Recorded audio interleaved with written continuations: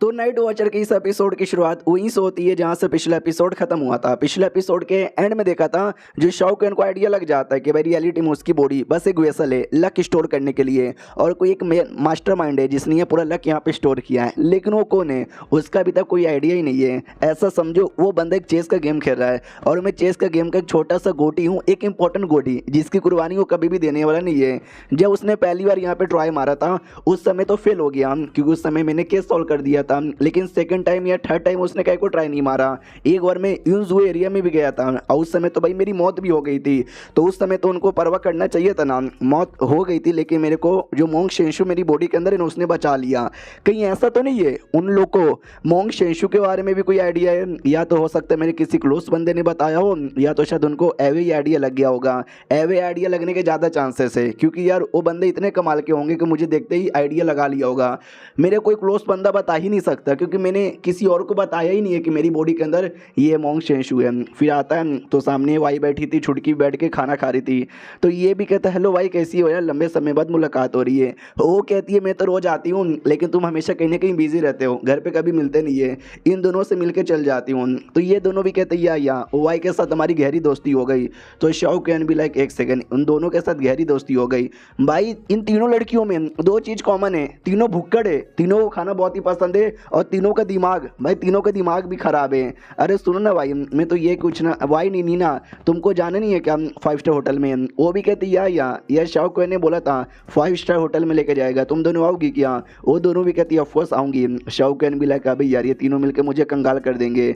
फिर night watcher office में आते हैं, दो नाइट वॉचर मिलते हैं नए नए। ये भी कहते हैं तुम दोनों कौन हो? वो लोग कहते हैं सर जी हम नए नए आए हैं और हम आपके बहुत ही ज़्यादा बड़े फ़ैन यहाँ पर है। भाई आपके बारे में क्या क्या यहाँ पे नहीं सुना है, स्पेशली कोठे के बारे में। ये जो मेरा दोस्त यहाँ पर है ना वही वर्जन आदमी है, आज तक इसने कभी किया भी नहीं है, तो सोच रहे हैं कि चलो यार जाते हैं। तो शौकन भी सोचता हुआ साले भाई नाइट वॉचर बने नहीं कि कोठे पे जाने के लिए पहले तैयार हो जाते हैं। सुनो भाई मेरे को फ्री में मिलता है, तुम लोग को फ्री में नहीं मिलेगा, और अभी तू नया नया ज्वाइन किया है, तेरी सैलरी भी बहुत ही कम है, एक रात गुजारेगा पूरा कंगाल हो जाएगा, पैसे स्टोर यहाँ पे कर ले किसी और दिन चलेंगे। वो भी कहता हूँ कि ठीक है। फिर आते भाई वही शौकन की और जो कोई केस यहाँ पे देख रहा था किसी जुए नाम के आदमी का, 2 मिलियन का उसने घपला किया है ऐसा उस पर इल्ज़ाम लगा है। लेकिन जब एंड में पता करने गए यहाँ पर तो उसके घर के अंदर 2 मिलियन नहीं, कुछ 1 या 10,000 यहाँ पे मिला था, उससे ज़्यादा नहीं मिला। तो उसने बाकी पैसों का क्या किया, क्या बाकी पैसे खर्च कर दिए? लेकिन इतना जल्दी 2 मिलियन कोई कैसे खर्च कर सकता है? दाल में कुछ ना कुछ तो काला यहाँ पर है और बहुत ही ज़्यादा काला यहाँ पर है।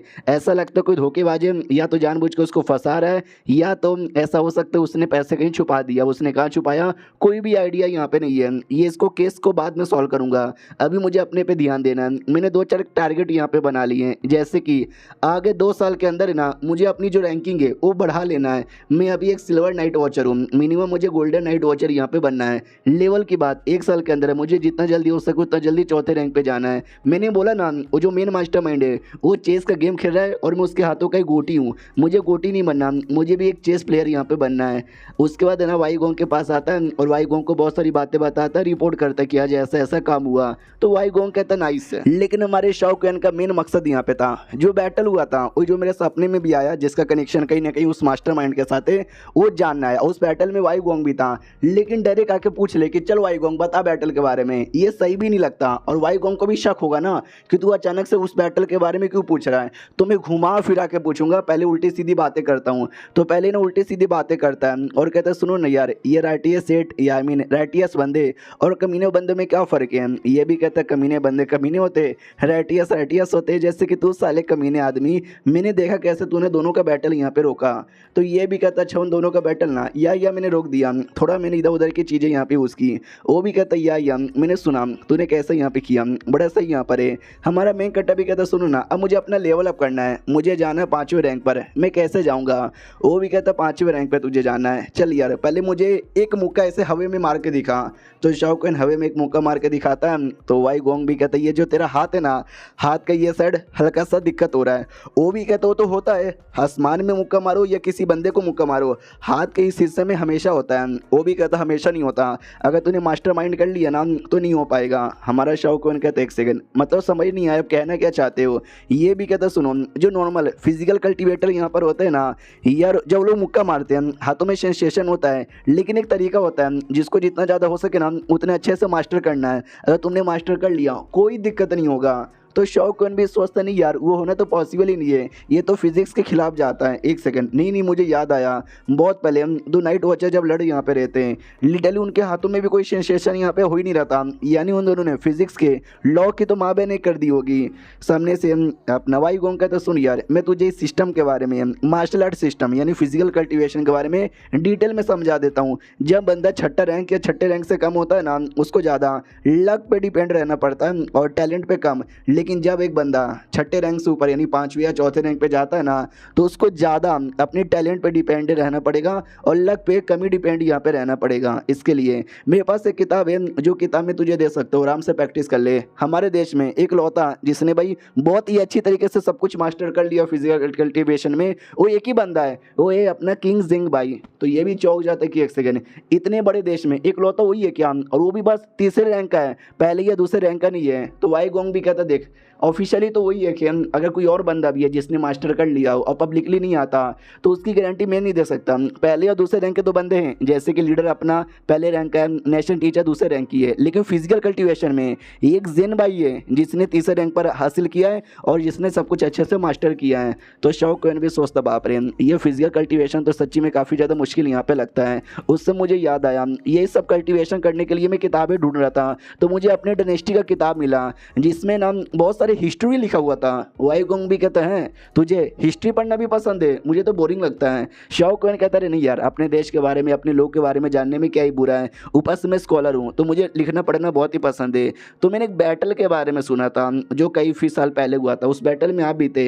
ये उस बैटल के बारे में थोड़ा सा डिटेल में बताओगे क्या, क्या बैटल का नाम था? शनहाई बैटल। तो ये भी कहता है कि वेल हाँ, मैं तुमको डिटेल में यहाँ पे बता सकता हूँ।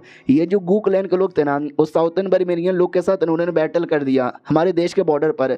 जैसे हमको पता चला, हमने ढेर सारे बंदे यहाँ पे भेजे, फिर लड़ाई वड़ाई यहाँ पे होते रहा, और ये जो लड़ाई है ना काफ़ी देर तक चला, काफ़ी देर क्या काफ़ी दिन तक, दिन भी छोड़ यार काफ़ी सालों तक है ना ये बैटल यहाँ पे चलता रहा चलता रहा चलता रहा। उन्होंने हमारे काफ़ी सारे एरिया पे कब्जा भी कर लिया, हमने पीछे से और भी सपोर्टर यहाँ पे भेजे और फिर हमने और भी अपना अपने एरिया वापस लेने लगा। जो बुद्धिज़्म थे ना, उन्होंने हमको सपोर्ट यहाँ पे दिया अच्छे से बैटल यहाँ पे करने के लिए, और ये बैटल यहाँ पे चलता रहा चलता रहा चलता रहा। तभी है ना नॉर्थर्न बर्मेनियन के लोगों ने भी हमला कर दिया, यरविच स्टेट वालों ने भी हमला कर दिया, डेमोनिक स्टेट वालों ने हमला कर दिया, सब ने हमारे पे हमला किया, लेकिन हम भी बुद्धिज़्म के साथ मिलकर लड़ रहे थे।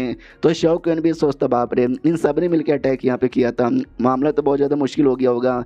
सुनो यार, उसी बीच में एक और यहाँ पे थी ना, अगर आपको याद होगा, डेमोन किंगडम की प्रिंसेस जो कि एक नाइनटेल फॉक्स यहाँ पर है, वो भी इस बैटल की मेन मास्टरमाइंड यहाँ पे थी, और कहीं ना कहीं मेरे अंदर में जो लक है ना, उसका भी कनेक्शन उसके साथ यहाँ पर होगा। वाई गोंग बैटल के बारे में और समझाता है कि जब और काफ़ी साल यहाँ पे गुजर गए बैटल के अंदर, तो भाई लिटरली उनका भी गुस्सा आ गया, उन्होंने मिलियंस ऑफ अपने सोल्जर्स यहाँ पे भेज दिए, और सबके सब बहुत ही बड़े थे, जिसके अंदर वीच सेट भी था, डेमोन भी था, डेमोन किंगडम यहाँ पे थे, बर्मेरियन क्लैन भी थे, गू क्लैन भी थे, और वूशन सेट भी था। हमारा मेन कट्टा भी कहता हुआ वूशन उल्लुकाई को आ गए, तो ये भी कहता है आ गए क्योंकि उनके बीच में और हमारे बीच में भी बिल्कुल जमती यहाँ पे नहीं है। तो शौकत समझ आता है क्योंकि ये वूशन सेट वही सेट है जिन्होंने सबसे पहले हमारे राजा को सपोर्ट किया था ये देश का राजा बनने में, लेकिन बाद में राजा ने उनको धोखा दे दिया तो वो हमारे खिलाफ हो गए, और ये चैप्टर यहीं पर ख़त्म हो जाता है। तो ये सारी बातों द्वारा भी प्लस जो बातें उसको पहले पता चली थी, वो सबको मिला के मास्टरमाइंड के बारे में पता करने की कोशिश करेगा ही। तो देखते भाई एग्जैक्टली वो है कौन। हम मिलते किसी और वीडियो में, जब तक के लिए बाय बाय।